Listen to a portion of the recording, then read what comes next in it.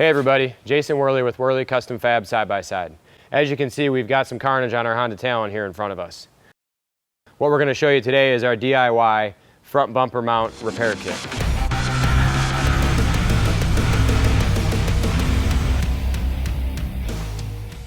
The front bumpers on these Honda Talons are paper thin. If you have a run-in with your buddy, smack a tree or roll it down the hill, if you do any sort of damage to the front of your machine, you're likely to tear up the mounting brackets on the chassis as well. We did that here on our machine, so we set out and designed a simple and effective weld-on style bracket. The lower brackets on the machine are pretty thin, only about 80 thousandths thick. We designed our new lower bracket 180 thousandths thick. When we designed it, we kept the same contour as the frame. So once you cut your damaged tabs off, you'll be able to hold the new bracket right up to the frame after you've ground off the paint, clamp it in place, and weld it up. So you're not cutting anything structural off. You're just cutting off your bent ears and replacing them. So kind of in the process of prepping it, getting all the paint off and getting everything cleaned up.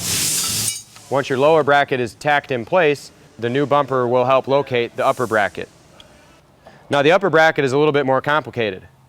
The upper bracket also supports the lower radiator mounting grommets. So between the radiator and the bumper, this will help locate the proper position to weld on the upper mount bracket.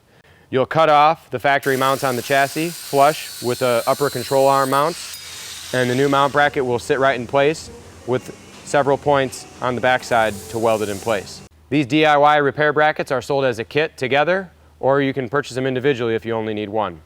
So that concludes our bumper mount repair kit. We hope you don't tear up your machine like we did, but if you do, we've got some simple DIY brackets for you to fix it. Thanks for watching.